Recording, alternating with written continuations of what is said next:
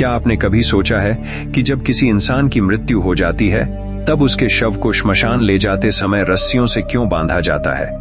आखिर ऐसा कौन सा डर है जो सदियों से लोगों के मन में बैठा हुआ है? क्या यह सिर्फ एक परंपरा है या इसके पीछे छुपा है कोई ऐसा रहस्य जिसे जानने के बाद इंसान रात में अकेले सोने से भी डर जाए?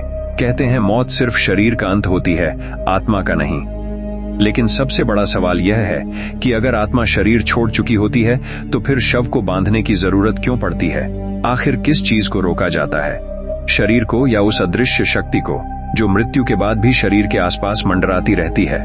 आज की यह कहानी सिर्फ एक कहानी नहीं है, बल्कि उन रहस्यों का दरवाजा है जिन्हें लोग जानकर भी अनजान बने रहते हैं। और इस वीडियो के अंत तक शायद आप भी किसी अंतिम यात्रा को पहले जैसी नजरों से कभी नहीं देख पाएंगे। रात का समय था। गांव के बाहर बने पुराने कच्चे रास्ते पर 4 लोग एक शव को लेकर श्मशान की ओर जा रहे थे। हवा इतनी ठंडी थी कि शरीर कांपने लगे। आसमान में बादल गरज रहे थे। दूर कहीं कुत्तों के रोने की आवाज आ रही थी। और सबसे अजीब बात यह थी कि उस शव के हाथ और पैर मोटी रस्सियों से कसकर बांधे गए थे। उस शव का नाम था हरिनाथ, गांव का सबसे शांत और धार्मिक आदमी जिसने कभी किसी का बुरा नहीं किया। लेकिन उसकी मृत्यु के बाद गांव के हर इंसान की आंखों में डर दिखाई दे रहा था, क्योंकि मरने से ठीक पहले हरिनाथ ने एक ऐसी बात कही थी जिसने पूरे गांव की नींद उड़ा दी थी। उसने कांपती आवाज में कहा था, मुझे अकेला मत छोड़ना, वो मुझे लेने आ चुके हैं। इतना कहने के बाद उसकी सांसें रुक गईं। शुरुआत में लोगों ने इसे मरते हुए आदमी का भ्रम समझा, लेकिन असली डर तब शुरू हुआ जब उसके शव के साथ अजीब घटनाएं होने लगीं। कहते हैं मृत्यु के कुछ मिनट बाद शरीर पूरी तरह शांत हो जाता है, लेकिन हरिनाथ का शव बार बार हिल रहा था। पहले उसकी उंगलियां कांपीं, फिर गर्दन हल्की सी मुड़ी, और जब उसकी आंखें अचानक आधी खुलीं, तब कमरे में मौजूद औरतें चीखते हुए बाहर भाग गईं। गांव के बूढ़े पंडित ने तुरंत कहा, शव को बांध दो, देर मत करो, वरना बहुत बड़ा अनर्थ हो जाएगा। किसी ने सवाल नहीं किया, क्योंकि उस गांव में एक पुरानी मान्यता थी, अगर किसी मृत इंसान की अधूरी इच्छा बहुत खतरनाक हो या उसकी आत्मा शरीर छोड़ने को तैयार ना हो तो मृत्यु के बाद भी वह शरीर से जुड़ी रह सकती है। और अगर ऐसे शव को बिना बांधे श्मशान ले जाया जाए तो रास्ते में कुछ ऐसा हो सकता है जिसे रोक पाना नामुमकिन हो जाता है। हरिनाथ के बेटे ने कांपते हाथों से रस्सी उठाई। उसने अपने पिता के पैरों को बांधना शुरू किया। तभी अचानक शव के होंठ हिले। ऐसा लगा जैसे वह कुछ कहना चाहता हो। कमरे में मौजूद हर इंसान के चेहरे का रंग उड़ गया। पंडित ने जोर से मंत्र पढ़ना शुरू कर दिया और उसी वक्त बाहर तेज आंधी चलने लगी। ऐसा लग रहा था जैसे कोई अदृश्य शक्ति उस घर के आसपास घूम रही हो। लेकिन असली डर अभी बाकी था। जब शव को बांस की अर्थी पर रखा गया तब हरिनाथ का दाहिना हाथ अचानक ऊपर उठ गया। एक पल के लिए ऐसा लगा जैसे वह किसी को पकड़ने की कोशिश कर रहा हो। हर कोई डर के मारे पीछे हट गया। गांव के सबसे बुजुर्ग आदमी ने कांपती आवाज में कहा, जल्दी निकलो यहाँ से, रात होने से पहले इसे श्मशान पहुंचाना जरूरी है। 4 लोग अर्थी उठाकर चल पड़े। रास्ता सुनसान था, केवल मंत्रों की आवाज और हवा की सीटी सुनाई दे रही थी। लेकिन कुछ दूर जाते ही पीछे चल रहे एक आदमी ने महसूस किया कि अर्थी पहले से भारी होती जा रही है। उसने सोचा शायद डर की वजह से ऐसा लग रहा होगा, लेकिन फिर उसने देखा कि रस्सियां धीरे धीरे खींच रही थीं, जैसे शव अंदर से छूटने की कोशिश कर रहा हो। उसने तुरंत बाकी लोगों को रोका। जब सबने नीचे देखा तो उनके पैरों तले जमीन खिसक गई। शव के पैरों पर बंधी रस्सी आधी खुल चुकी थी, जबकि उसे इतनी मजबूती से बांधा गया था कि इंसान जिंदा रहते हुए भी ना खोल पाए। पंडित ने तुरंत मिट्टी उठाकर शव पर फेंकी और कहा, पीछे मुड़कर मत देखना, चाहे कुछ भी सुनाई दे। इसके बाद यात्रा फिर शुरू हुई, लेकिन अब रास्ते का माहौल पूरी तरह बदल चुका था। ऐसा लग रहा था जैसे अंधेरा और गहरा हो गया हो। पेड़ों की परछाइयां इंसानों जैसी दिखने लगी थीं। अचानक पीछे से एक औरत के रोने की आवाज आई। आवाज बिल्कुल हरिनाथ की मृत पत्नी जैसी थी, जिसकी मौत कई साल पहले हो चुकी थी। अर्थी उठाने वाले एक आदमी ने डरकर पीछे देखने की गलती कर दी, और जैसे ही उसने पीछे देखा उसका चेहरा सफेद पड़ गया। उसने कांपती आवाज में कहा, वहां कोई खड़ा है। लेकिन बाकी लोगों ने पीछे देखने की हिम्मत नहीं की। तभी अचानक अर्थी जोर से हिलने लगी। ऐसा लगा जैसे शव अंदर से उठने की कोशिश कर रहा हो। 4 आदमी डर के मारे लगभग दौड़ने लगे। पंडित लगातार मंत्र पढ़ रहा था, लेकिन उसकी आवाज में भी डर साफ सुनाई दे रहा था। गांव में एक बहुत पुरानी कथा सुनाई जाती थी। कहते हैं कई 100 साल पहले इसी श्मशान में एक तांत्रिक रहता था। वह मृत आत्माओं को अपने वश में करने की कोशिश करता था। लेकिन एक रात उसने ऐसी शक्ति को जगा दिया जिसे नियंत्रित करना उसके बस में नहीं था। अगले दिन उसका शव श्मशान में मिला और उसके हाथ पैर बुरी तरह मुड़े हुए थे। तभी से गांव के लोग मानते थे कि कुछ आत्माएं मृत्यु के बाद भी शरीर से अलग नहीं हो पाती और ऐसे शव को बांधना जरूरी होता है ताकि रास्ते में कोई अशुभ शक्ति उसे अपना माध्यम न बना सके। जैसे जैसे हरिनाथ की अंतिम यात्रा श्मशान के करीब पहुंच रही थी, वैसे वैसे हवा और ठंडी होती जा रही थी।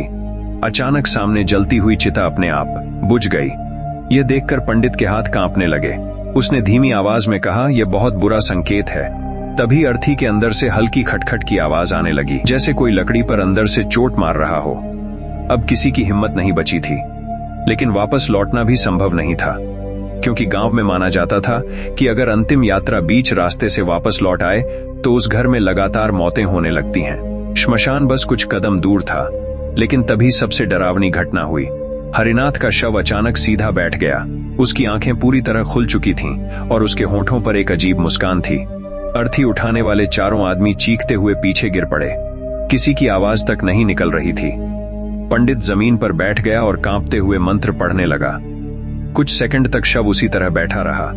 फिर धीरे धीरे उसका सिर दाईं ओर घूमने लगा। ऐसा लग रहा था जैसे वह किसी को ढूंढ रहा हो। तभी दूर अंधेरे में दो लाल आंखें चमकीं और अगले ही पल श्मशान के सारे कुत्ते एक साथ जोर जोर से रोने लगे। उस रात वहां क्या हुआ था, यह आज तक कोई ठीक से नहीं बता पाया, लेकिन अगले दिन गांव वालों ने देखा कि श्मशान की मिट्टी पर घसीटने के निशान बने हुए थे, जैसे कोई भारी चीज वहां से जंगल की ओर ले जाई गई हो। और सबसे डरावनी बात, हरिनाथ के शव को बांधने वाली रस्सियां जली हुई हालत में जमीन पर पड़ी थीं, लेकिन शव कहीं नहीं था। आखिर उस रात श्मशान में ऐसा क्या हुआ? क्यों सदियों से शव को बांधकर ले जाने की परंपरा चली आ रही है? क्या यह सिर्फ डर है या सच में मृत्यु के बाद कुछ ऐसा होता है जिसे इंसान समझ नहीं पाया? और अगर आत्मा सच में शरीर के आसपास रहती है तो क्या हर अंतिम यात्रा के दौरान कोई अदृश्य शक्ति हमारे साथ चलती है? इस रहस्य का अगला हिस्सा आपकी सोच बदल देगा। क्या सच में हरिनाथ का शव उस रात श्मशान से गायब हो गया था, या गांव वालों ने जो देखा वह किसी डर का भ्रम था? लेकिन अगर वह भ्रम था तो फिर अगले दिन जंगल के अंदर मिली वो चीज क्या थी जिसने पूरे गांव को कई महीनों तक घरों में कैद रहने पर मजबूर कर दिया? सुबह होते ही गांव के लोग डरते डरते श्मशान पहुंचे। रात की आंधी अब शांत हो चुकी थी, लेकिन वहां का माहौल पहले से ज्यादा भयानक लग रहा था। हवा में जली हुई लकड़ी और किसी अजीब सड़ी हुई गंध का मिश्रण था, जैसे वहां सिर्फ एक शव नहीं बल्कि कोई अनदेखी शक्ति भी रात भर मौजूद रही हो। पंडित सबसे आगे चल रहा था। उसके हाथ अब भी कांप रहे थे। जैसे ही वह उस जगह पहुंचा जहां हरिनाथ की अर्थी रखी गई थी, उसकी आंखें फटी की फटी रह गईं। जमीन पर केवल टूटी हुई बांस की लकड़ियां थीं, राख बिखरी हुई थी और वही मोटी रस्सियां आधी जली हालत में पड़ी थीं, लेकिन शव गायब था। पूरे श्मशान में सन्नाटा छा गया। किसी की हिम्मत नहीं हो रही थी एक शब्द बोलने की। तभी गांव का एक आदमी कांपती आवाज में बोला, अगर शव यहां नहीं है तो गया कहां? पंडित ने तुरंत चारों ओर देखा और तभी उसकी नजर मिट्टी पर बने गहरे निशानों पर गई। ऐसा लग रहा था जैसे कोई भारी चीज जमीन पर घसीटते हुए जंगल की तरफ ले जाई गई हो। निशान इतने गहरे थे कि देखकर किसी का भी खून जम जाए। गांव के कुछ लोग डर के मारे वापस लौटना चाहते थे, लेकिन तभी हरिनाथ का बेटा जोर से बोला, नहीं, मैं अपने पिता को ऐसे नहीं छोड़ सकता। चाहे जो हो जाए मैं उन्हें ढूंढकर वापस लाऊंगा। उसकी आवाज में डर भी था और गुस्सा भी, लेकिन उसे नहीं पता था कि वह जिस रास्ते पर कदम रखने जा रहा है वहां से लौटकर आने वाले लोग कभी पहले जैसे नहीं रहते। गांव के 7 लोग पंडित के साथ जंगल की ओर बढ़ने लगे। जैसे जैसे वे अंदर जा रहे थे, जंगल का माहौल बदलता जा रहा था। पेड़ों के बीच अजीब सी फुसफुसाहट सुनाई दे रही थी। हवा अचानक बर्फ जैसी ठंडी हो गई थी और सबसे डरावनी बात, जंगल के सारे पक्षी बिल्कुल शांत थे। ऐसा लग रहा था जैसे पूरा जंगल किसी चीज से डरा हुआ हो। कुछ दूर जाने के बाद उन्हें मिट्टी पर अजीब निशान दिखाई दिए, इंसानी पैरों जैसे, लेकिन पूरी तरह इंसान के नहीं। उन निशानों में केवल 3 उंगलियां थीं। पंडित का चेहरा सफेद पड़ गया। उसने धीरे से कहा, यह सामान्य आत्मा का काम नहीं है। गांव वालों ने डरकर पूछा, फिर किसका है? पंडित ने जवाब नहीं दिया, लेकिन उसकी आंखों में ऐसा भय था जो शायद उसने पहले कभी महसूस नहीं किया था। तभी अचानक जंगल के अंदर से किसी के कराहने की आवाज आई। आवाज इतनी दर्दनाक थी कि सुनकर रूह कांप जाए। सभी लोग रुक गए। आवाज फिर आई, इस बार और पास से हरिनाथ का बेटा आवाज की दिशा में भागा। बाकी लोग भी उसके पीछे दौड़े, लेकिन वहां पहुंचते ही सबके कदम रुक गए। सामने जमीन पर गांव का ही एक आदमी पड़ा था, जो पिछली रात अंतिम यात्रा में शामिल था। उसकी आंखें खुली हुई थीं, चेहरा डर से टेढ़ा हो चुका था और उसके दोनों हाथ ऐसे मुड़े हुए थे जैसे किसी ने जोर से तोड़ दिए हों। लेकिन सबसे भयानक बात अभी बाकी थी। उसके सीने पर राख से एक निशान बना हुआ था, वही निशान जो गांव के लोग केवल एक पुरानी तांत्रिक कथा में सुनते आए थे। कहते हैं यह निशान उस आत्मा का होता है जो मृत्यु के बाद किसी दूसरे शरीर में प्रवेश करना चाहती है। गांव के लोग डरकर पीछे हट गए। तभी घायल आदमी ने अचानक हरिनाथ के बेटे का हाथ पकड़ लिया। उसकी पकड़ इतनी मजबूत थी कि छुड़ाना मुश्किल हो गया। उसने कांपती आवाज में कहा, उसे मत ढूंढो, वो अब इंसान नहीं रहा। इतना कहकर उसकी गर्दन एक तरफ लटक गई। उसकी मौत हो चुकी थी। अब वहां मौजूद हर इंसान के चेहरे पर मौत का डर साफ दिखाई दे रहा था। लेकिन कहानी यहीं खत्म नहीं हुई। तभी जंगल के अंदर से सूखी टहनियों के टूटने की आवाज आने लगी, जैसे कोई भारी चीज धीरे धीरे उनकी तरफ बढ़ रही हो। सभी लोग सांस रोककर खड़े हो गए। आवाज और पास आती गई। फिर अचानक पेड़ों के बीच किसी की परछाई दिखाई दी। वह इंसान जैसी थी, लेकिन उसकी चाल बिल्कुल सामान्य नहीं थी। उसका शरीर टेढ़ा मुड़ा हुआ था और वह बहुत धीरे धीरे उनकी तरफ बढ़ रही थी। हरिनाथ का बेटा डरते हुए आगे बढ़ा। उसने कांपती आवाज में कहा, पिताजी। तभी वह आकृति रुक गई। कुछ सेकंड तक पूरा जंगल शांत रहा। फिर अचानक वह चीज बिजली की रफ्तार से पेड़ों के पीछे गायब हो गई। उसी पल जंगल में ऐसी चीख गूंजी कि सबके कान सुन्न हो गए। गांव के 2 आदमी डर के मारे वहीं बेहोश होकर गिर पड़े। पंडित जोर से चिल्लाया, यहां से भागो अभी। सभी लोग जान बचाकर भागने लगे, लेकिन भागते समय हरिनाथ के बेटे ने पीछे मुड़कर देख लिया, और जो उसने देखा वह उसकी जिंदगी का सबसे डरावना दृश्य बन गया। पेड़ के पीछे खड़ा हरिनाथ का शव उसे घूर रहा था। उसकी आंखें पूरी तरह काली थीं, मुंह पर राख लगी हुई थी और उसके हाथों पर बंधी रस्सियां अब भी लटक रही थीं। लेकिन सबसे खौफनाक बात, उसके चेहरे पर वही मुस्कान थी जो पिछली रात श्मशान में दिखाई दी थी।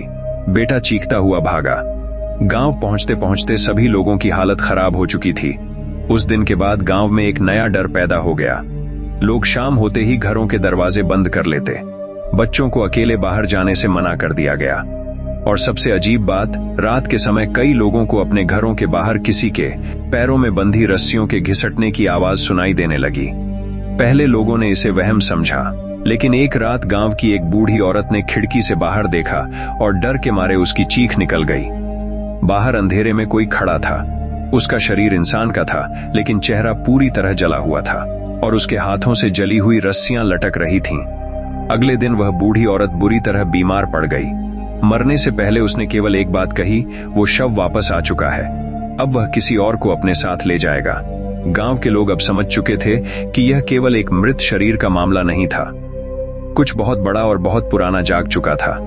तभी गांव के सबसे बुजुर्ग आदमी ने एक ऐसा रहस्य बताया जिसे सुनकर हर किसी की सांसें रुक गईं। उसने कहा, सदियों पहले इसी गांव में एक ऐसी घटना हुई थी जिसके बाद पहली बार शव को बांधकर श्मशान ले जाने की परंपरा शुरू हुई थी, क्योंकि उस समय एक मृत इंसान रास्ते में अचानक उठकर बैठ गया था और फिर उसने पूरे गांव को मौत के अंधेरे में धकेल दिया था। आखिर वह पुरानी घटना क्या थी? कौन थी वह आत्मा जिससे पूरा गांव आज तक डरता है? और क्या हरिनाथ का शव सच में किसी दूसरी शक्ति के कब्जे में जा चुका था? अगले भाग में जो सच सामने आएगा वह आपकी रातों की नींद छीन सकता है। गांव के लोग कई दिनों से डर के साए में जी रहे थे। हर रात किसी न किसी घर के बाहर रस्सियों के घिसटने की आवाज सुनाई देती। कभी खिड़की पर धीमी दस्तक होती तो कभी किसी के रोने की आवाज। लेकिन जब लोग दरवाजा खोलते, बाहर केवल अंधेरा होता, ऐसा अंधेरा जिसे देखकर लगता था कि उसके अंदर कोई छुपा हुआ है और बस सही समय का इंतजार कर रहा है। हरिनाथ का बेटा अब पहले जैसा नहीं रहा था। उसकी आंखों के नीचे काले गहरे निशान पड़ चुके थे।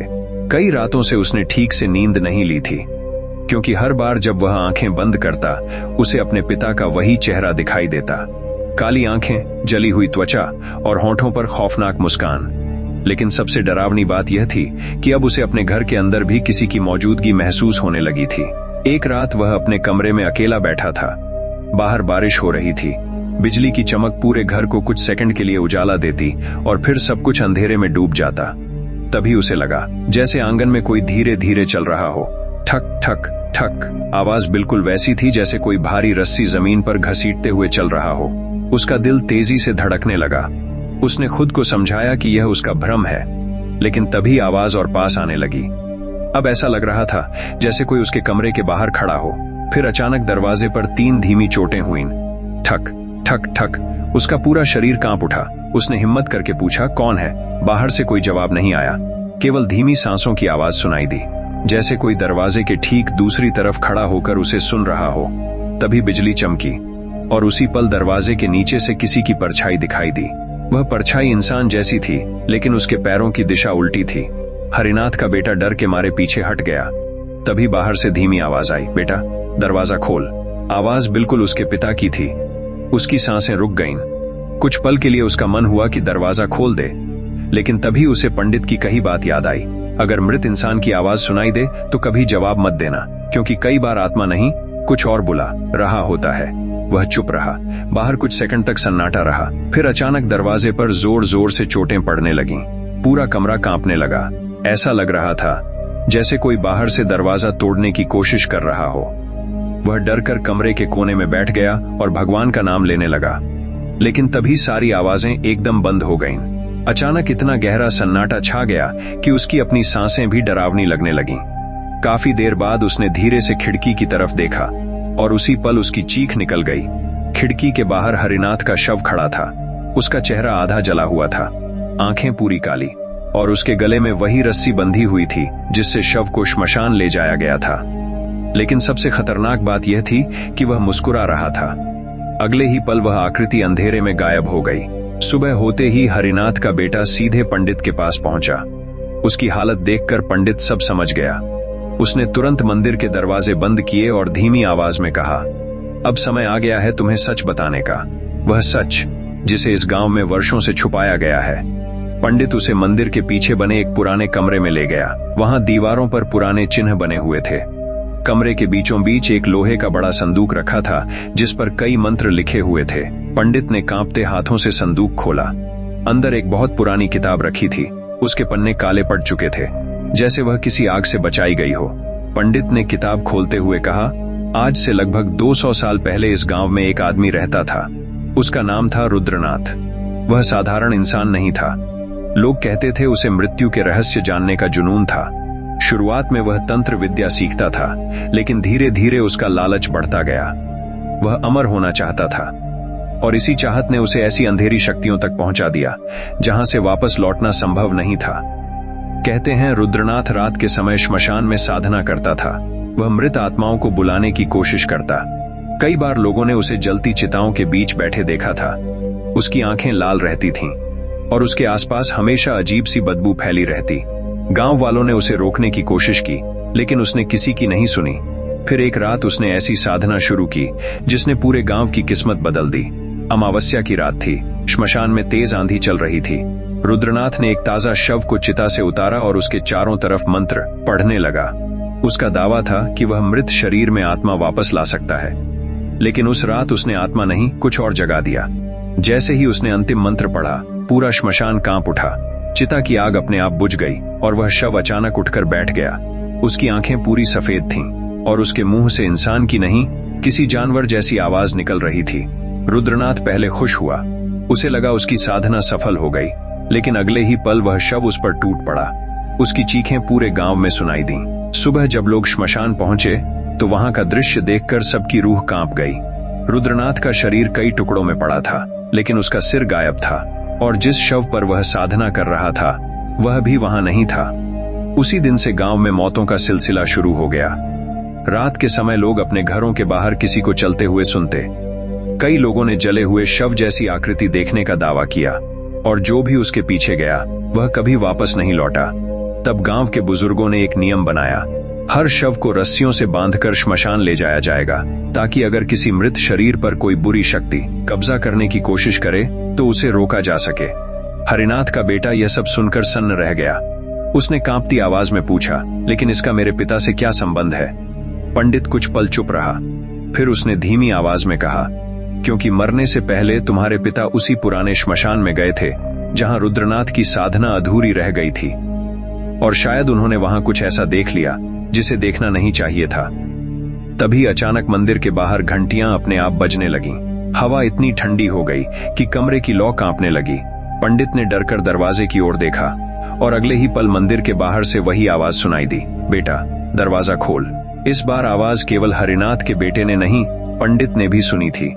दोनों के चेहरों का रंग उड़ गया, क्योंकि इसका मतलब केवल एक था, वह चीज अब गांव के अंदर आ चुकी थी। आखिर हरिनाथ ने श्मशान में क्या देखा था? क्या रुद्रनाथ की अधूरी साधना फिर से जाग चुकी थी? और क्यों मृत लोगों की आवाज में कोई अदृश्य शक्ति गांव वालों को बुला रही थी? अगले भाग में जो राज खुलेगा वह शायद मौत से भी ज्यादा खतरनाक होगा। मंदिर के बाहर लगातार घंटियां बज रही थीं, लेकिन सबसे डरावनी बात यह थी कि वहां कोई दिखाई नहीं दे रहा था। हवा इतनी ठंडी हो चुकी थी जैसे अचानक पूरा गांव बर्फ में बदल गया हो। पंडित और हरिनाथ का बेटा एक दूसरे को देख रहे थे। दोनों की सांसें तेज चल रही थीं।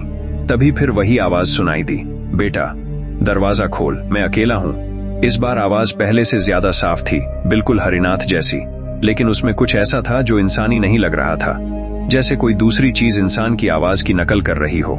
पंडित ने तुरंत दरवाजे पर गंगाजल छिड़का और जोर से मंत्र पढ़ने लगा, लेकिन तभी मंदिर की दीवारों पर लगी तस्वीरें अपने आप हिलने लगीं। कमरे के बीच रखा दीपक बुझ गया और अगले ही पल बाहर से जोरदार धक्का पड़ा। पूरा दरवाजा कांप उठा। हरिनाथ का बेटा डर के मारे पीछे हट गया। पंडित चिल्लाया, दरवाजा मत खोलना, चाहे जो भी हो जाए, क्योंकि अगर यह अंदर आ गया तो फिर इसे रोकना नामुमकिन होगा। बाहर से कुछ सेकंड तक सन्नाटा रहा। फिर अचानक किसी के धीरे धीरे हंसने की आवाज आने लगी। वह हंसी इंसान जैसी नहीं थी, उसमें दर्द भी था और पागलपन भी, जैसे कोई बहुत समय बाद आजाद हुआ हो।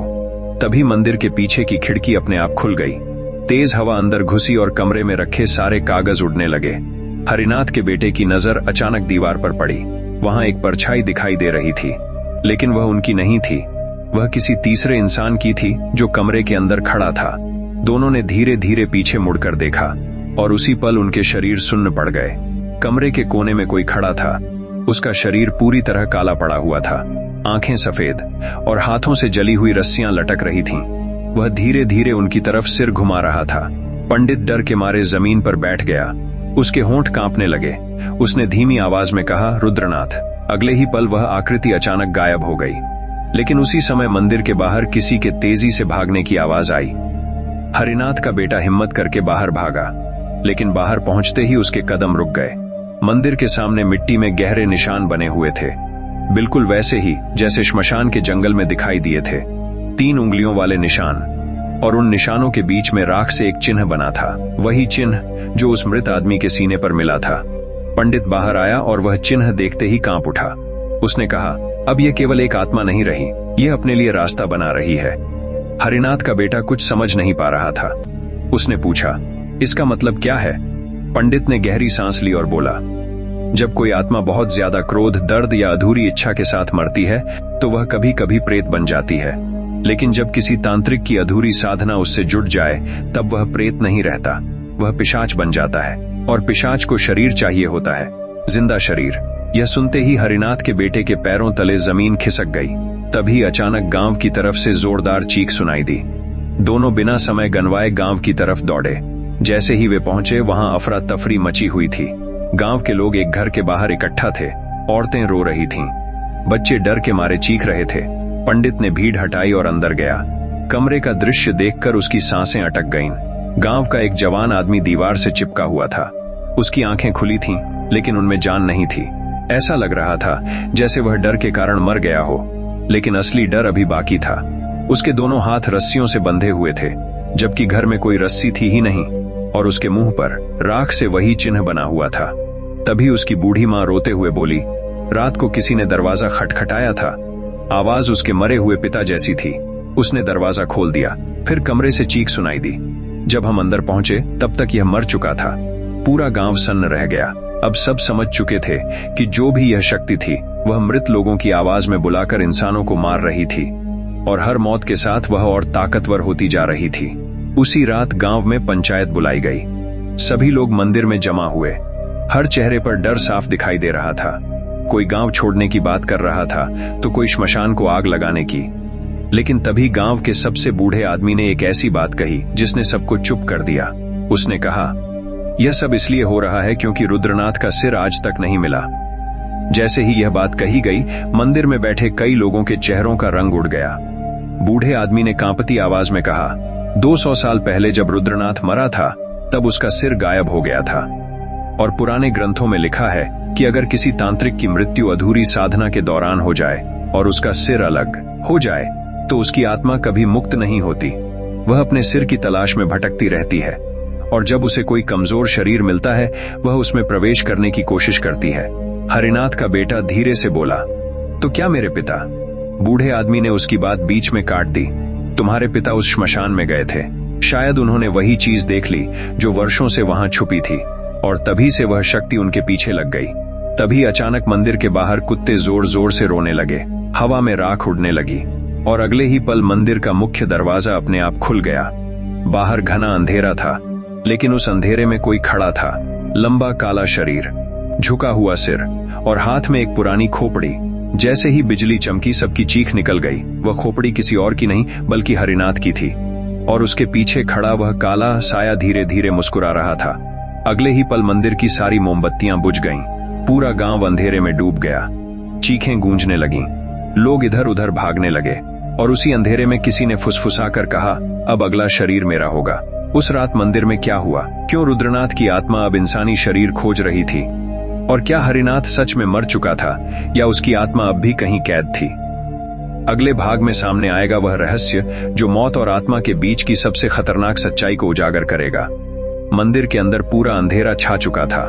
लोगों की चीखें, बच्चों का रोना और बाहर कुत्तों के लगातार रोने की आवाज मिलकर ऐसा माहौल बना रही थीं, जैसे पूरा गांव किसी अदृश्य मौत के घेरे में फंस चुका हो। हर इंसान डर के मारे इधर उधर भाग रहा था, लेकिन तभी मंदिर के बीचों बीच किसी भारी चीज के गिरने की आवाज आई। धड़ाम। कुछ सेकंड तक कोई हिलने की हिम्मत नहीं कर पाया। फिर पंडित ने कांपते हाथों से दीपक जलाया। जैसे ही हल्की रोशनी फैली, वहां मौजूद हर इंसान की सांस रुक गई। मंदिर के बीचों बीच एक इंसानी सिर पड़ा था। उसकी आंखें खुली हुई थीं, चेहरा आधा जला हुआ था, और उसके होठों पर अजीब मुस्कान जमी हुई थी। वह हरिनाथ का सिर था। उसकी बहू जोर से चीख मारकर बेहोश हो गई। हरिनाथ का बेटा कांपते हुए पीछे हट गया, लेकिन तभी सबसे डरावनी बात हुई। वह कटा हुआ सिर धीरे धीरे हंसने लगा। मंदिर में मौजूद कई लोग डर के मारे वहीं गिर पड़े। पंडित तुरंत मंत्र पढ़ने लगा, लेकिन उसकी आवाज कांप रही थी। अचानक मंदिर की दीवारों पर राख से बने चिन्ह अपने आप उभरने लगे। ऐसा लग रहा था जैसे कोई अदृश्य हाथ दीवारों पर कुछ लिख रहा हो। फिर धीरे धीरे उन चिन्हों से खून टपकने लगा। पूरा मंदिर सन्नाटे में डूब गया। तभी कटा हुआ सिर अचानक बोल पड़ा। उसने धीमी आवाज में कहा, शरीर अधूरा है, मुझे रास्ता चाहिए। यह सुनते ही पंडित समझ गया कि अब बात केवल आत्मा की नहीं रही। यह शक्ति अब किसी जिंदा इंसान के शरीर में प्रवेश करना चाहती थी, और अगर ऐसा हो गया तो शायद पूरे गांव का अंत तय था। तभी मंदिर के पीछे बैठा एक बूढ़ा आदमी कांपती आवाज में बोला, मैंने यह पहले भी देखा है। सबकी नजर उसकी तरफ गई। वह गांव का सबसे पुराना आदमी था, जिसने बचपन में अपने दादा से रुद्रनाथ की असली कहानी सुनी थी। उसने धीरे धीरे कहना शुरू किया, 200 साल पहले जब रुद्रनाथ ने मृत शरीर पर साधना शुरू की थी, तब उसका मकसद केवल अमर होना नहीं था। वह ऐसी शक्ति बनना चाहता था जो मृत्यु के बाद भी जिंदा रहे। उसने श्मशान की राख, इंसानी हड्डियां और कई मृत आत्माओं की ऊर्जा को मिलाकर एक भयानक अनुष्ठान किया था। लेकिन आखिरी क्षण में कुछ गलत हो गया। जिस शव पर वह साधना कर रहा था, उसमें किसी बहुत पुरानी और खतरनाक आत्मा ने प्रवेश कर लिया। वही आत्मा रुद्रनाथ के शरीर से जुड़ गई। उस रात रुद्रनाथ मरा जरूर, लेकिन उसकी आत्मा खत्म नहीं हुई। वह श्मशान की मिट्टी में कैद हो गई, और तब से हर कुछ वर्षों में वह किसी मृत शरीर के जरिए वापस आने की कोशिश करती है। गांव वाले डर के मारे चुप थे। बूढ़ा आदमी आगे बोला, तभी से शव को रस्सियों से बांधकर ले जाने की परंपरा शुरू हुई, क्योंकि माना जाता है कि अगर मृत शरीर खुला रहे तो वह शक्ति उसमें प्रवेश कर सकती है। रस्सियां केवल शरीर को नहीं बांधती, वे उस आत्मा को भी रोकती हैं जो शव को माध्यम बनाना चाहती है। हरिनाथ का बेटा यह सुनकर कांप उठा। उसे याद आया जिस रात उसके पिता का शव श्मशान ले जाया गया था। रस्सियां अपने आप खुलने लगी थीं। इसका मतलब साफ था, वह शक्ति उसी समय हरिनाथ के शरीर में प्रवेश कर चुकी थी। तभी अचानक मंदिर के बाहर किसी ने जोर से दरवाजा पीटना शुरू कर दिया। धड़ाम धड़ाम धड़ाम। आवाज इतनी तेज थी कि पूरा मंदिर कांप उठा। लोग डरकर पीछे हट गए। पंडित ने चिल्लाकर कहा, कोई दरवाजा मत खोलना।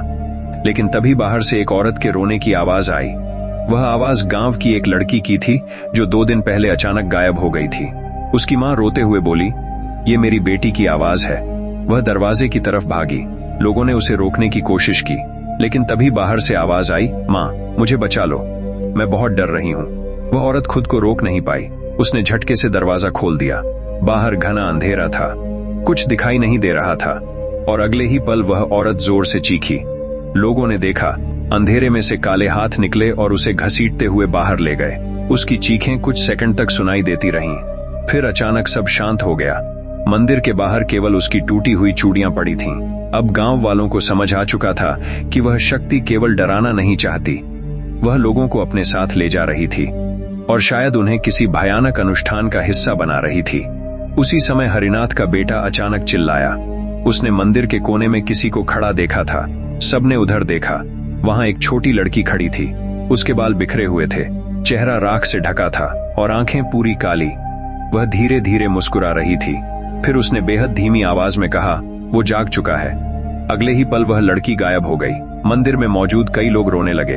अब किसी की हिम्मत नहीं बची थी। लेकिन तभी पंडित को कुछ याद आया। उसने पुरानी किताब के पन्ने पलटने शुरू किए।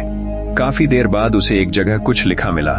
उसकी आंखें फैल गईं। उसने कहा, अभी भी एक रास्ता है। सब उसकी तरफ देखने लगे। पंडित बोला, अगर रुद्रनाथ की आत्मा को हमेशा के लिए रोकना है तो उसका असली सिर ढूंढना होगा, क्योंकि जो सिर मंदिर में दिखाई दिया वह केवल भ्रम था। असली सिर आज भी उसी पुराने श्मशान में छुपा हुआ है, और जब तक उसे अग्नि में मुक्त नहीं किया जाएगा यह शक्ति खत्म नहीं होगी। हरिनाथ का बेटा डरते हुए बोला, लेकिन वहां कौन जाएगा? पंडित ने उसकी आंखों में देखते हुए कहा, तुम्हें जाना होगा, क्योंकि अब वह शक्ति तुम्हारे पीछे है। अगर तुम नहीं गए तो अगला शव तुम्हारा होगा। मंदिर में सन्नाटा छा गया। बाहर फिर से रस्सियों के घिसटने की आवाज आने लगी। धीरे धीरे, बहुत पास। ऐसा लग रहा था जैसे कोई मंदिर के चारों ओर घूम रहा हो।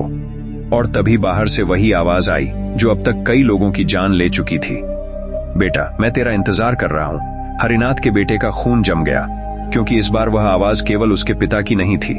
उसमें कई आवाजें एक साथ मिल रही थीं, जैसे सैकड़ों मरे हुए लोग एक साथ बोल रहे हों। आखिर पुराने श्मशान में क्या छुपा था? क्यों रुद्रनाथ की आत्मा केवल हरिनाथ के परिवार के पीछे पड़ी थी? और वह गायब हुई लड़की अब कहां थी? अगले भाग में जो रहस्य खुलेगा वह इंसान और प्रेत के बीच की सबसे खौफनाक सच्चाई को सामने लाएगा। उस रात मंदिर के अंदर कोई नहीं सोया। हर इंसान की आंखों में केवल डर था। बाहर लगातार किसी के चलने की आवाज आ रही थी, कभी रस्सियों के घिसटने की आवाज, कभी धीमी हंसी, तो कभी किसी बच्चे के रोने की। लेकिन सबसे खतरनाक बात यह थी कि आवाजें हर कुछ मिनट में बदल जाती थीं, जैसे कोई अदृश्य शक्ति गांव के हर मृत इंसान की आवाज अपनाकर लोगों को पागल बना रही हो। हरिनाथ का बेटा मंदिर के एक कोने में बैठा था। उसकी आंखें लाल हो चुकी थीं। उसके मन में केवल एक सवाल घूम रहा था, आखिर वह शक्ति उसे ही क्यों चुन रही थी? तभी पंडित उसके पास आया और धीमी आवाज में बोला, क्योंकि तुम्हारे पिता ने मरने से पहले कुछ छुपाया था। यह सुनते ही वह चौंक गया। उसने पूछा, क्या मतलब? पंडित ने चारों ओर देखा, फिर बहुत धीरे बोला, मरने से एक दिन पहले तुम्हारे पिता मेरे पास आए थे। उनकी हालत बहुत खराब थी। वह लगातार कांप रहे थे। उन्होंने कहा था कि पुराने श्मशान में उन्हें जमीन के नीचे कुछ मिला है, कुछ ऐसा जिसे देखकर उनकी आत्मा तक कांप गई। हरिनाथ के बेटे की सांसें तेज हो गईं। उसने पूछा, क्या मिला था उन्हें? पंडित ने जवाब देने से पहले गहरी सांस ली। उन्होंने कहा था कि श्मशान की पुरानी राख के नीचे एक पत्थर का दरवाजा दबा हुआ है, और उस दरवाजे के अंदर से किसी के रोने की आवाज आती है। यह सुनते ही मंदिर में बैठे कुछ बूढ़े लोग डर के मारे कांप उठे। उनमें से एक ने तुरंत कहा, नहीं, वो जगह फिर से नहीं खुलनी चाहिए। हरिनाथ का बेटा कुछ समझ नहीं पा रहा था। तभी बूढ़ा आदमी बोला, 200 साल पहले जब रुद्रनाथ मरा था, तब गांव वालों ने श्मशान के नीचे बने एक गुप्त तहखाने को हमेशा के लिए बंद कर दिया था, क्योंकि माना जाता था कि वहां केवल रुद्रनाथ की आत्मा नहीं बल्कि वह चीज कैद है जिसे उसने जगाया था।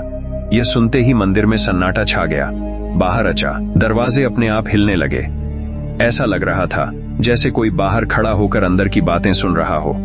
पंडित ने धीमी आवाज में कहा, तुम्हारे पिता शायद गलती से उस तहखाने तक पहुंच गए थे, और तभी से वह शक्ति उनके पीछे पड़ गई। हरिनाथ का बेटा अब समझ चुका था कि अगर इस रहस्य का अंत करना है तो उसे उसी पुराने श्मशान में जाना होगा। लेकिन उसके मन में डर भी था, क्योंकि वहां जाने वाले कई लोग कभी वापस नहीं लौटे थे।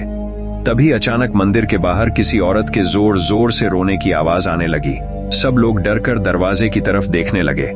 आवाज गांव की उसी औरत की थी जिसे पिछली रात अंधेरे ने घसीट लिया था।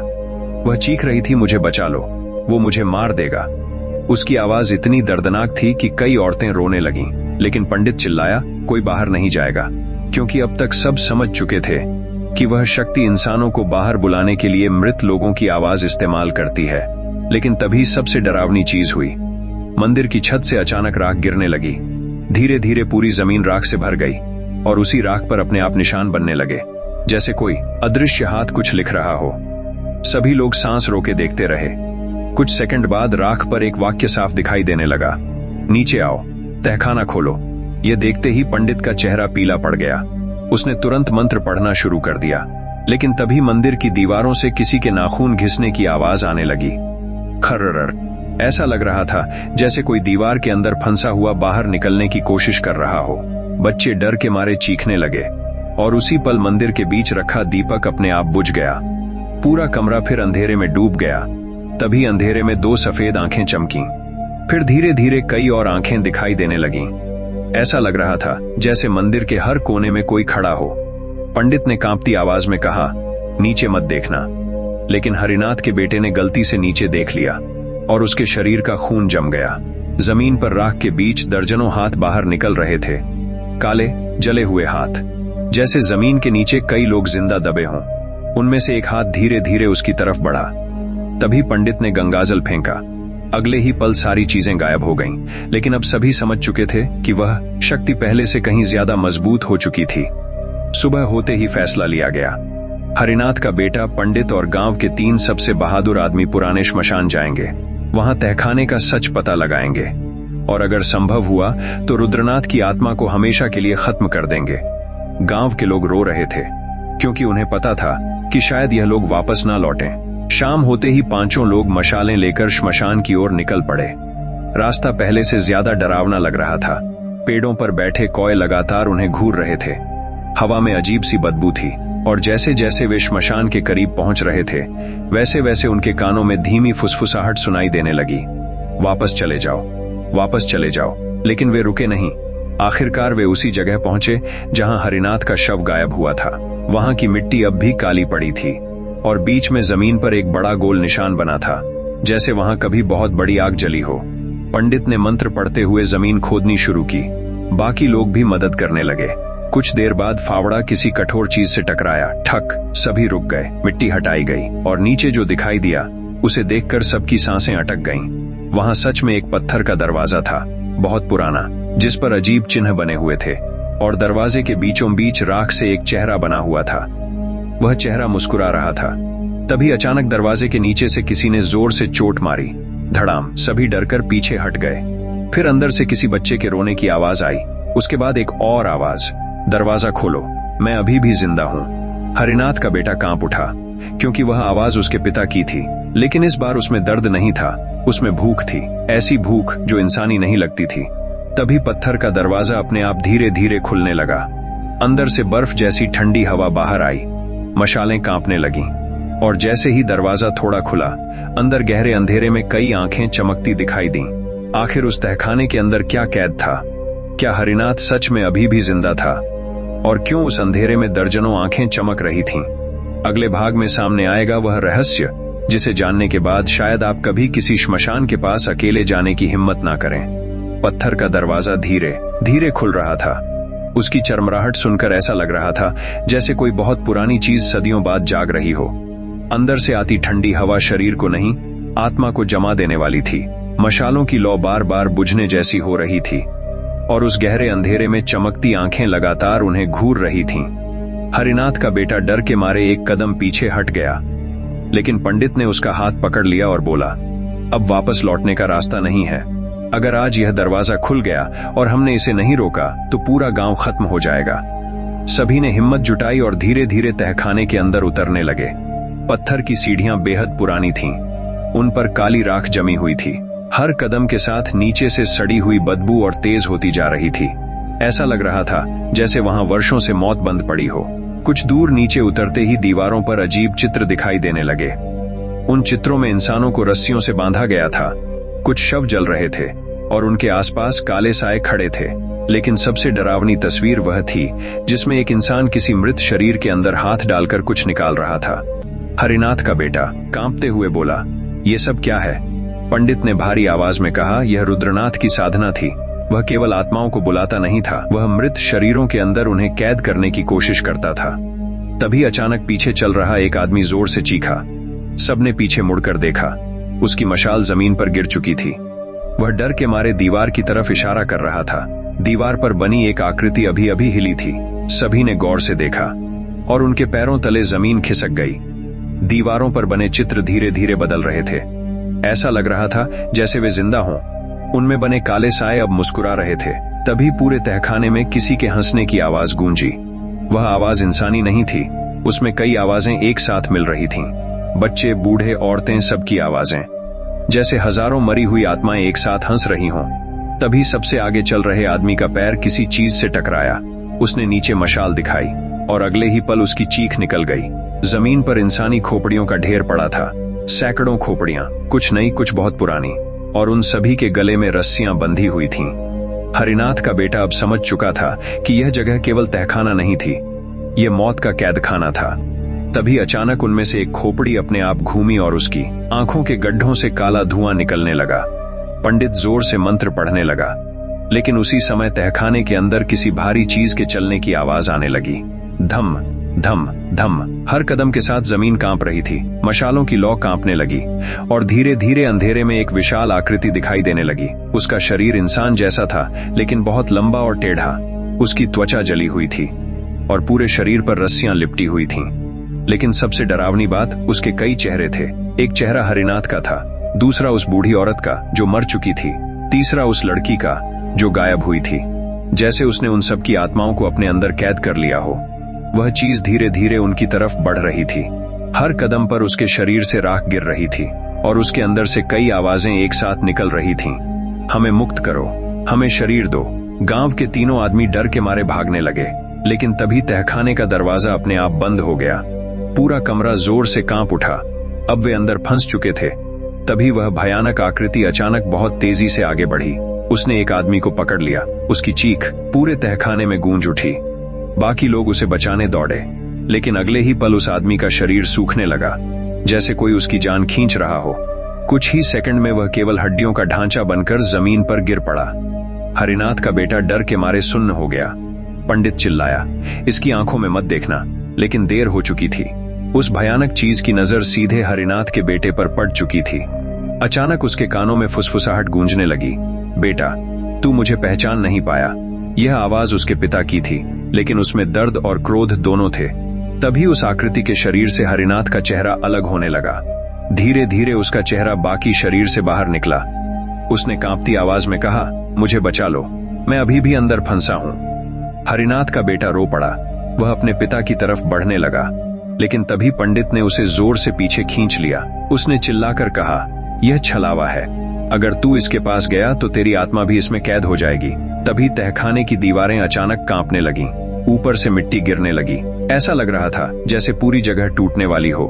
और उसी पल तहखाने के सबसे अंदर वाले हिस्से से लाल रोशनी निकलने लगी। पंडित की आंखें फैल गईं। उसने कांपती आवाज में कहा, नहीं। वह जाग गया। हरिनाथ का बेटा डरते हुए बोला, कौन? पंडित ने जवाब दिया, रुद्रनाथ। तभी लाल रोशनी के बीच एक इंसान जैसी आकृति दिखाई दी। लंबे बाल, जली हुई त्वचा और आंखें अंगारों जैसी लाल। उसके हाथ में एक पुरानी खोपड़ी थी और उसके होंठों पर भयानक मुस्कान। वह धीरे धीरे हवा में तैरता हुआ उनकी तरफ आने लगा। पूरा तहखाना उसकी हंसी से गूंज उठा। उसने भारी आवाज में कहा, 200 साल बाद आखिर मुझे नया शरीर मिल ही गया। यह सुनते ही हरिनाथ के बेटे की सांस रुक गई, क्योंकि रुद्रनाथ की नजर सीधे उसी पर थी। आखिर रुद्रनाथ हरिनाथ के बेटे को ही क्यों चाहता था? क्या हरिनाथ सच में मर चुका था, या उसकी आत्मा अब भी उस राक्षसी शरीर के अंदर कैद थी? और क्या उस तहखाने से बाहर निकलना अब नामुमकिन हो चुका था? अगले भाग में सामने आएगा वह सच जो इंसान और मृत्यु के बीच की सबसे भयावह दीवार को तोड़ देगा। तहखाने के अंदर अब केवल चीखें, राख और मौत की गंध बची थी। दीवारें लगातार कांप रही थीं। ऊपर से मिट्टी गिर रही थी।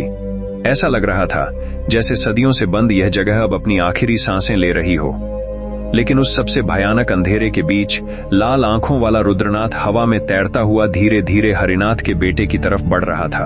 उसकी हंसी पूरे तहखाने में गूंज रही थी और उसके पीछे खड़ी वह विशाल आकृति, जिसके शरीर में कई आत्माएं कैद थीं, अब और भी विकराल दिखाई देने लगी थी। हरिनाथ का बेटा डर के मारे पीछे हट रहा था, लेकिन तभी उसके कानों में फिर वही आवाज गूंजी, बेटा मुझे मत देख। यह आवाज उसके पिता की थी। इस बार आवाज में दर्द इतना ज्यादा था कि उसकी आंखों में आंसू आ गए। उसने देखा उस राक्षसी शरीर के अंदर हरिनाथ का चेहरा कुछ पल के लिए बाहर आया। उसकी आंखों में डर था, जैसे वह अब भी अंदर कहीं जिंदा हो। लेकिन अगले ही पल बाकी चेहरे उसे फिर अंदर खींच ले गए। वह चीज जोर से चीखी। आवाज इतनी भयानक थी कि तहखाने की दीवारों में दरारें पड़ने लगीं। पंडित समझ चुका था कि समय बहुत कम बचा है। उसने तुरंत अपनी थैली से राख और गंगाजल निकाला, फिर जोर से मंत्र पढ़ते हुए जमीन पर एक बड़ा चक्र बनाया। उसने हरिनाथ के बेटे को उस चक्र के अंदर खड़ा कर दिया और बोला, चाहे कुछ भी हो जाए, इस घेरे से बाहर मत निकलना, क्योंकि अब रुद्रनाथ तुझे अपना शरीर बनाना चाहता है। हरिनाथ का बेटा कांप उठा। उसने पूछा, मुझे ही क्यों? पंडित ने भारी आवाज में कहा, क्योंकि तेरे पिता ने मरने से पहले तुझे बचाने के लिए अपनी आत्मा उसके हवाले कर दी थी, लेकिन रुद्रनाथ को पूरा नियंत्रण नहीं मिला, इसलिए अब उसे तेरी जरूरत है। यह सुनते ही हरिनाथ के बेटे की आंखें फैल गईं। उसे अचानक अपने पिता की आखिरी बात याद आई, मुझे अकेला मत छोड़ना, वो मुझे लेने आ चुके हैं। अब उसे समझ आया कि उसके पिता किसी इंसान की नहीं, उसी अंधेरी शक्ति की बात कर रहे थे। तभी रुद्रनाथ अचानक हंसने लगा। उसकी आवाज दीवारों से टकराकर गूंजने लगी। उसने कहा, इंसान हमेशा मौत से भागना चाहता है, लेकिन मौत कभी अकेली नहीं आती। वह अपने साथ भूख लाती है, आत्माओं की भूख। जैसे ही उसने यह कहा, तहखाने की जमीन फटने लगी। नीचे गहरा अंधेरा दिखाई देने लगा और उस अंधेरे से दर्जनों हाथ बाहर निकलने लगे। जले हुए हाथ, सड़े हुए हाथ, जैसे जमीन के नीचे हजारों शव कैद हों। गांव के बाकी 2 आदमी डर के मारे भागने लगे, लेकिन उनमें से एक का पैर फिसल गया। अगले ही पल नीचे से निकले हाथों ने उसे पकड़ लिया। उसकी चीख तहखाने में गूंज उठी। उसने बाहर निकलने की कोशिश की, लेकिन वे हाथ उसे धीरे धीरे जमीन के अंदर खींचने लगे। कुछ ही सेकंड में उसका पूरा शरीर अंधेरे में गायब हो गया। केवल उसकी टूटी हुई माला जमीन पर बची। हरिनाथ का बेटा कांपने लगा। अब उसे महसूस हो रहा था कि यह जगह किसी नरक से कम नहीं। तभी अचानक पंडित की नजर तहखाने के सबसे आखिर में रखे एक पत्थर के चबूतरे पर गई। वहां एक काला कपड़ा पड़ा था और उसके नीचे कुछ रखा हुआ था। पंडित की आंखें फैल गईं। उसने धीमी आवाज में कहा, वही है रुद्रनाथ का असली सिर। यह सुनते ही रुद्रनाथ का चेहरा अचानक बदल गया। उसकी मुस्कान गायब हो गई। अब उसकी आंखों में गुस्सा था। उसने जोर से चीखते हुए कहा, कोई उसे हाथ नहीं लगाएगा। पूरी जगह कांप उठी। दीवारों से राख झड़ने लगी और वह विशाल राक्षसी शरीर अचानक पंडित की तरफ दौड़ा। पंडित मंत्र पढ़ता रहा, लेकिन अगले ही पल वह चीज उस पर टूट पड़ी। उसकी चीख गूंज उठी। हरिनाथ का बेटा सब कुछ देखते हुए कांप रहा था। तभी पंडित ने आखिरी ताकत जुटाकर चिल्लाया, सिर को आग में डाल दे, तभी यह खत्म होगा। हरिनाथ का बेटा रोते हुए उस चबूतरे की तरफ भागा। पीछे से रुद्रनाथ की भयानक हंसी गूंज रही थी। पूरा तहखाना टूटने लगा था, जैसे वह जगह खुद उन्हें बाहर निकलने नहीं देना चाहती। वह चबूतरे तक पहुंचा। कांपते हाथों से उसने काला कपड़ा हटाया और अगले ही पल उसकी सांसें रुक गईं। वहां एक इंसानी सिर रखा था, लेकिन वह सामान्य सिर नहीं था। उसकी आंखें खुली हुई थीं और वह जिंदा इंसान की तरह सांस ले रहा था। उसके होंठ धीरे धीरे हिले। उसने फुसफुसाकर कहा, मुझे मुक्त कर दो। तभी अचानक वह सिर हंसने लगा। उसकी आंखें लाल हो गईं और अगले ही पल पूरे तहखाने में आग की लपटें उठने लगीं। हरिनाथ का बेटा डरकर पीछे गिर पड़ा। रुद्रनाथ जोर से चिल्लाया, नहीं, लेकिन तभी तहखाने में कैद आत्माओं की आवाजें बदलने लगीं। अब वे चीख नहीं रही थीं, वे जैसे जाग रही थीं। हर तरफ से फुसफुसाहट आने लगी, हमें आजाद करो, हमें मुक्ति दो। हरिनाथ के बेटे ने कांपते हाथों से मशाल उठाई। उसके सामने 2 रास्ते थे। अगर वह सिर को आग में डालता तो शायद रुद्रनाथ खत्म हो जाता, लेकिन संभव था कि उसके पिता की आत्मा भी हमेशा के लिए जल जाए। और अगर वह ऐसा नहीं करता तो शायद पूरा गांव उस अंधेरी शक्ति का शिकार बन जाता। तभी उसके पिता की आवाज फिर सुनाई दी, बेटा डर मत, मुझे जाने दे। उसकी आंखों से आंसू बहने लगे। उसने आखिरी बार उस जीवित सिर की तरफ देखा और फिर पूरी ताकत से उसे आग की लपटों में फेंक दिया। अगले ही पल ऐसा धमाका हुआ कि पूरा तहखाना हिल गया। रुद्रनाथ की भयानक चीख पूरे श्मशान में गूंज उठी। दीवारें टूटने लगीं, जमीन फट गई और आग की लपटों के बीच दर्जनों धुंधली आत्माएं ऊपर उठती दिखाई देने लगीं। लेकिन तभी सबसे डरावनी चीज हुई। आग के बीच अचानक हरिनाथ का चेहरा दिखाई दिया। वह अपने बेटे को देख रहा था। उसकी आंखों में आंसू थे और फिर धीरे धीरे उसका चेहरा राख में बदलने लगा। हरिनाथ का बेटा चीख पड़ा, लेकिन अब बहुत देर हो चुकी थी। पूरा तहखाना तेजी से ढह रहा था। पंडित ने आखिरी बार चिल्लाकर कहा, भागो। हरिनाथ का बेटा भागने लगा। पीछे से रुद्रनाथ की आखिरी आवाज गूंज रही थी, मैं खत्म नहीं हुआ। मौत कभी खत्म नहीं होती। अगले ही पल पूरा तहखाना जोरदार धमाके के साथ ढह गया। बाहर श्मशान की जमीन फट गई, आग आसमान तक उठी और पूरा गांव डर के मारे घरों से बाहर निकल आया। लेकिन क्या सच में सब खत्म हो गया था? क्या रुद्रनाथ की आत्मा जल चुकी थी या उसकी आखिरी बात किसी नए डर की शुरुआत थी? अगले भाग में सामने आएगा वह सच जिसने गांव वालों को जीवन भर श्मशान के पास जाने से डरा दिया। पूरा श्मशान आग की लपटों में घिर चुका था। आसमान लाल हो गया था। गांव के लोग दूर खड़े कांपते हुए उस भयानक दृश्य को देख रहे थे। ऐसा लग रहा था जैसे जमीन के नीचे कोई नरक जल रहा हो। चीखों की आवाजें अब भी हवा में गूंज रही थीं। कभी किसी औरत की आवाज, कभी किसी बच्चे की, तो कभी किसी बूढ़े की। और फिर अचानक सब शांत हो गया। इतना गहरा सन्नाटा छा गया कि लोगों को अपनी धड़कनें तक सुनाई देने लगीं। कुछ देर बाद श्मशान की आग धीरे धीरे कम होने लगी। राख हवा में उड़ रही थी।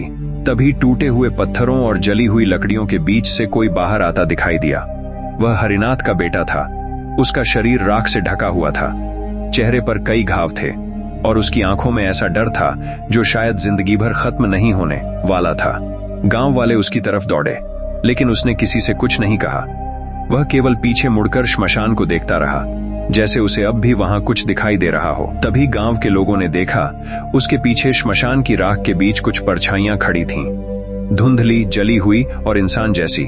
वे कुछ सेकंड तक वहीं खड़ी रहीं, फिर धीरे धीरे हवा में गायब हो गईं। गांव के बूढ़े लोग समझ चुके थे, तहखाने में कैद आत्माएं आखिरकार मुक्त हो चुकी थीं। लेकिन क्या सच में सब खत्म हो गया था?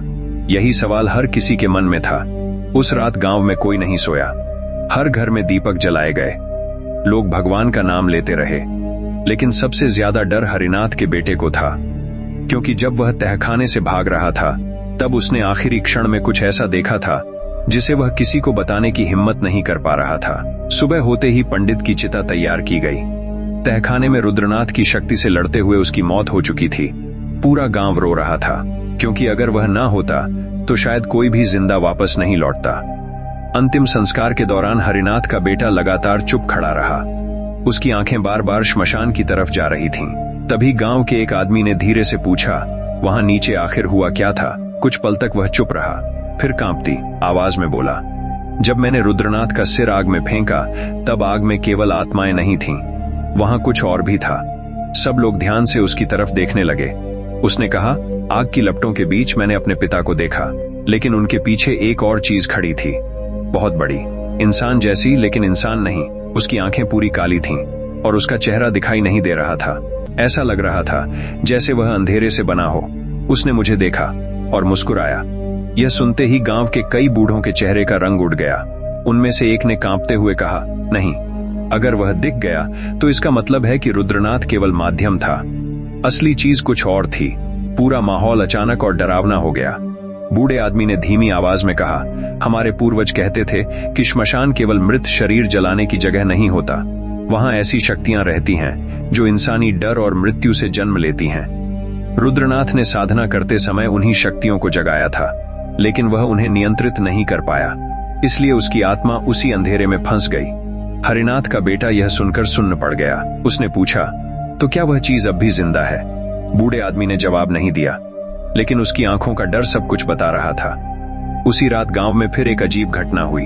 श्मशान की आग पूरी तरह बुझ चुकी थी, लेकिन आधी रात को अचानक वहां से घंटियों की आवाज आने लगी, पहले धीमी, फिर बहुत तेज। गांव के कई लोगों ने अपने घरों की खिड़कियों से देखा, श्मशान की तरफ कोई चल रहा था, लंबी काली आकृति, उसके हाथ में जलती हुई रस्सियां थीं और उसके पीछे कई धुंधली परछाइयां चल रही थीं। अगले दिन सुबह गांव के कुछ लोग डरते डरते श्मशान पहुंचे।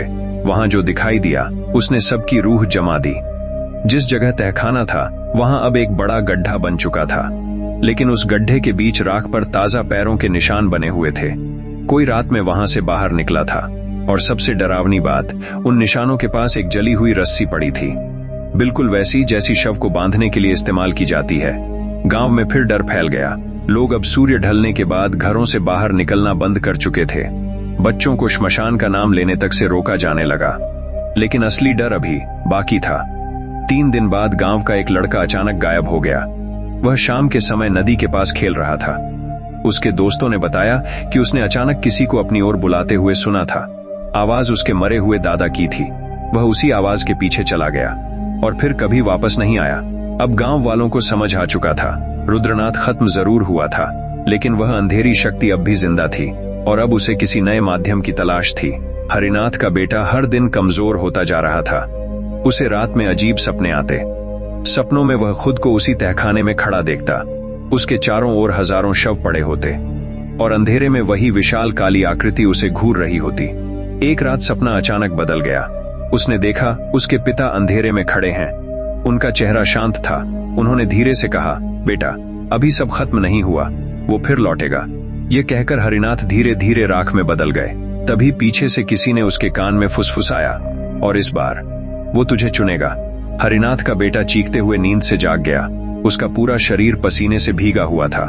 लेकिन तभी उसकी नजर कमरे के दरवाजे पर गई। दरवाजा आधा खुला हुआ था और बाहर अंधेरे में कोई खड़ा था। केवल उसकी आंखें दिखाई दे रही थीं, 2 काली आंखें। और अगले ही पल बाहर से रस्सियों के घिसटने की आवाज आने लगी, धीरे धीरे उसके कमरे की तरफ। आखिर वह काली शक्ति क्या थी? क्यों वह हर बार मृत लोगों की आवाज में इंसानों को बुलाती थी? और क्या हरिनाथ का बेटा अब उसका अगला शिकार बनने वाला था? अगले और आखिरी भाग में सामने आएगा वह सच, जिसे जानने के बाद शायद आप किसी अंतिम यात्रा को कभी सामान्य नजरों से ना देख पाएं। रात पूरी तरह शांत थी, लेकिन उस सन्नाटे के बीच रस्सियों के घिसटने की आवाज लगातार करीब आती जा रही थी। हरिनाथ का बेटा बिस्तर पर बैठा कांप रहा था। उसकी आंखें दरवाजे पर टिकी थीं।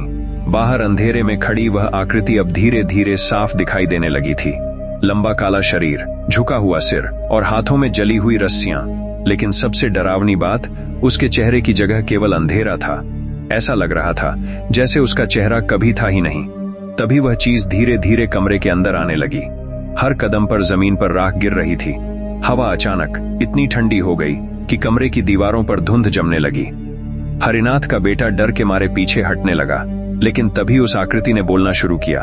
आवाज एक नहीं थी, उसमें कई आवाजें थीं। उसके पिता की, पंडित की, उस बूढ़ी औरत की और उन सभी लोगों की जो मर चुके थे। उसने कहा, मौत कभी खत्म नहीं होती, हम हमेशा लौटते हैं।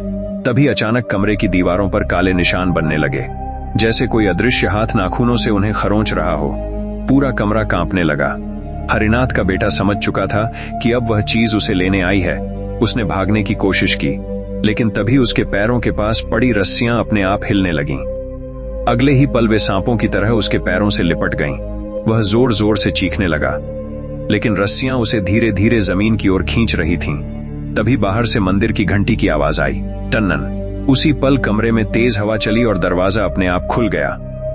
गांव के बूढ़े लोग, कुछ और आदमी और नया पंडित हाथों में मशालें लिए वहां पहुंचे। उन्होंने तुरंत गंगाजल फेंका। रस्सियां जलने लगीं और वह काली आकृति गुस्से में जोर से चीखी। उसकी आवाज इतनी भयानक थी कि घर की खिड़कियां टूट गईं। नया पंडित जोर से मंत्र पढ़ने लगा, लेकिन तभी वह आकृति अचानक दीवार पर चढ़ गई। उसका शरीर इंसानी नहीं रह गया था। उसके हाथ लंबे होते जा रहे थे और उसके अंदर से सैकड़ों चेहरों की परछाइयां बाहर निकल रही थीं। ऐसा लग रहा था जैसे वह केवल एक आत्मा नहीं, बल्कि हजारों आत्माओं का अंधेरा रूप हो। गांव के लोग डर के मारे पीछे हट गए। तभी बूढ़े आदमी ने कांपती आवाज में कहा, यह वही है, मृत्यु का भक्षक। यह सुनते ही सबकी सांसें रुक गईं। बूढ़े आदमी ने कहा, हमारे पूर्वजों ने इसकी कहानी छुपाकर रखी थी, क्योंकि अगर लोग इसका नाम जान जाते तो इसका डर और बढ़ जाता। ये कोई साधारण प्रेत नहीं, ये वह शक्ति है जो हर उस जगह जन्म लेती है जहां बहुत ज्यादा मौत, डर और अधूरी आत्माएं इकट्ठी हो जाती हैं। श्मशान उसकी सबसे पसंदीदा जगह होती है, और जब कोई इंसान लालच या तंत्र विद्या से उसे जगाने की कोशिश करता है, तब वह और शक्तिशाली बन जाता है। रुद्रनाथ ने भी यही गलती की थी। उसने सोचा था वह मृत्यु पर जीत हासिल कर लेगा, लेकिन वह खुद उसी अंधेरे का हिस्सा बन गया। हरिनाथ का बेटा कांपती आवाज में बोला, लेकिन यह मुझे क्यों चाहता है? बूढ़े आदमी ने उसकी तरफ देखा और बोला, क्योंकि तूने उसका द्वार बंद किया था, तूने रुद्रनाथ का सिर जलाकर उसकी शक्ति अधूरी कर दी। अब वह तुझे अपने अंदर मिलाकर फिर से पूरा होना चाहता है। तभी वह काली आकृति धीरे धीरे नीचे उतरी। उसके अंदर से कई हाथ बाहर निकल रहे थे और हर हाथ में जली हुई रस्सियां थीं। उसने धीमी आवाज में कहा, इंसान मरने से डरता है, इसलिए हर शव को बांधता है, क्योंकि सदियों से लोग जानते थे कि मृत्यु के बाद शरीर खाली नहीं होता। कुछ देर तक उसमें रास्ते खुले रहते हैं और उन्हीं रास्तों से हम आते हैं। यह सुनते ही गांव के लोगों की रूह कांप गई। अब उन्हें समझ आया कि शव को बांधने की परंपरा केवल एक रीति नहीं थी, वह एक सुरक्षा थी, एक डर जो पीढ़ियों से लोगों के अंदर जिंदा था, ताकि कोई भटकी हुई शक्ति मृत शरीर को अपना माध्यम न बना सके। तभी अचानक पूरा घर कांपने लगा, दीवारों से राख गिरने लगी और वह काली आकृति हरिनाथ के बेटे की तरफ झपटी। लेकिन उसी पल बाहर सूरज की पहली किरण दिखाई दी। जैसे ही सुबह की रोशनी कमरे में आई, वह आकृति पीछे हटने लगी। उसकी चीख पूरे गांव में गूंज उठी। उसका शरीर धुएं में बदलने लगा, लेकिन जाते जाते उसने एक आखिरी बात कही, जब तक मौत रहेगी मैं लौटता रहूंगा। अगले ही पल वह पूरी तरह गायब हो गया। कमरे में केवल राख बची थी और जमीन पर पड़ी थीं वही जली हुई रस्सियां। उस घटना के बाद गांव हमेशा के लिए बदल गया। पुराने श्मशान को पत्थरों से बंद कर दिया गया, वहां जाने पर रोक लगा दी गई।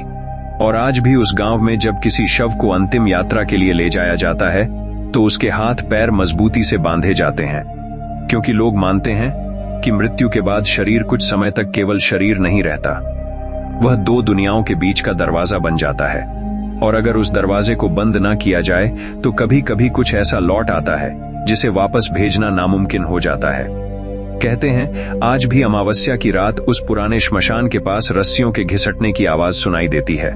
कई लोगों ने वहां एक काली आकृति देखने का दावा किया है और जो भी अकेले उस रास्ते से गुजरता है उसे पीछे से किसी की फुसफुसाहट जरूर सुनाई देती है, धीरे से, बहुत करीब से दरवाजा खोलो, मैं अभी भी जिंदा हूं। और शायद यही कारण है कि सदियों से लोग शव को बांधकर श्मशान ले जाते हैं, क्योंकि कुछ डर केवल कहानियां नहीं होते, कुछ डर पीढ़ियों से जिंदा होते हैं और मौत कभी पूरी तरह खत्म नहीं होती।